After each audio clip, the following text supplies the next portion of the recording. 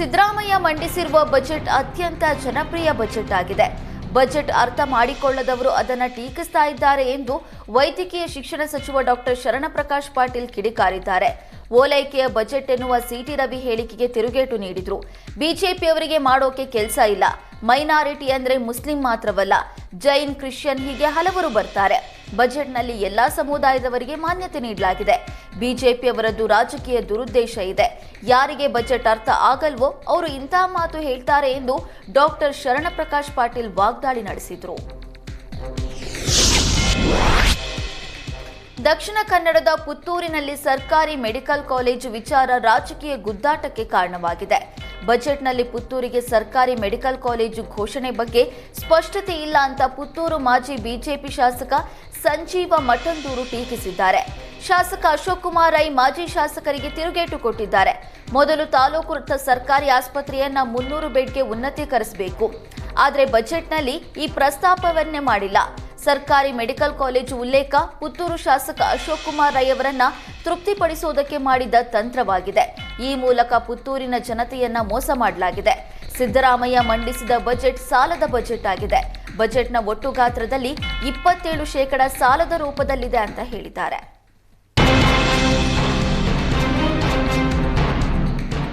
ಕೊಪ್ಪಳದ ಸಾಣಾಪುರದಲ್ಲಿ ಅತ್ಯಾಚಾರ ಪ್ರಕರಣಕ್ಕೆ ಸಂಬಂಧಿಸಿದಂತೆ ಸಿಎಂ ಆರ್ಥಿಕ ಸಲಹೆಗಾರ ಬಸವರಾಜ ರಾಯರೆಡ್ಡಿ ಸ್ಫೋಟಕ ಹೇಳಿಕೆ ನೀಡಿದ್ದಾರೆ.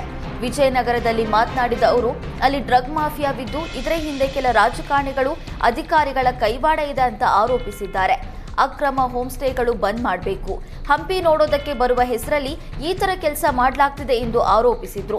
ಗಂಗಾವತಿ ಭಾಗದಲ್ಲಿ ಅಷ್ಟೇ ಅಲ್ಲ, ಎಲ್ಲಾ ಟೂರಿಸ್ಟ್ ಪ್ಲೇಸ್ಗಳಲ್ಲೂ ಕೂಡ ಈ ರೀತಿ ನಡೀತಾ ಇದ್ದಾವೆ. ನಾನು ಈ ಹಿಂದೆ ಇದರ ಬಗ್ಗೆ ವಿಧಾನಸೌಧದಲ್ಲಿ ಪ್ರಸ್ತಾಪ ಮಾಡಿದ್ದೆ. ನನ್ನ ವಿರುದ್ಧವೇ ಕೆಲವರು ಸಿಕ್ಕಾಪಟ್ಟೆ ಮಾತನಾಡಿದ್ರು ಅಂತ ಹೇಳಿದ್ರು.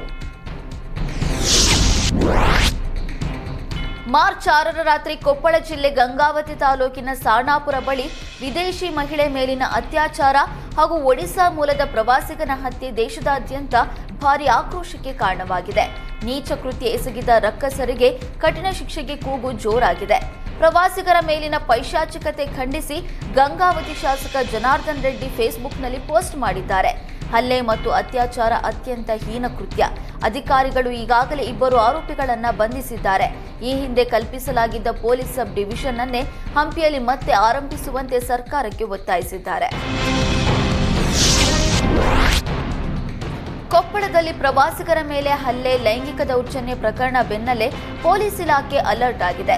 ವಿಶ್ವವಿಖ್ಯಾತ ಹಂಪಿಯಲ್ಲಿ ಮುಂಜಾಗೃತಾ ಕ್ರಮವಾಗಿ ಎಲ್ಲ ಹೋಮ್ ಸ್ಟೇ, ಹೋಟೆಲ್, ರೆಸಾರ್ಟ್ಗಳಲ್ಲಿ ಕಟ್ಟುನಿಟ್ಟಿನ ನಿಯಮ ಪಾಲಿಸುವುದಕ್ಕೆ ಪೊಲೀಸರು ಸೂಚನೆ ನೀಡಿದ್ದಾರೆ.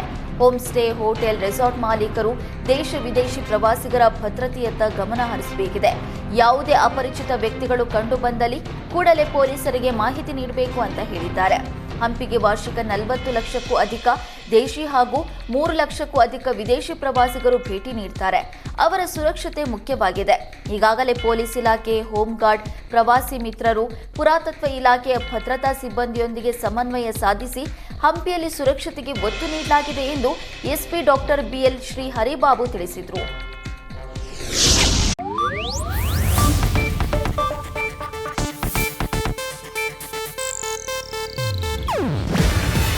ಇದು ಏಷ್ಯಾನೆಟ್ ನ್ಯೂಸ್ ನೆಟ್ವರ್ಕ್ ಪ್ರಸ್ತುತಿ. ನೀವು ನೋಡ್ತಿದ್ದೀರಾ ಏಷ್ಯಾನೆಟ್ ಸುವರ್ಣ ನ್ಯೂಸ್.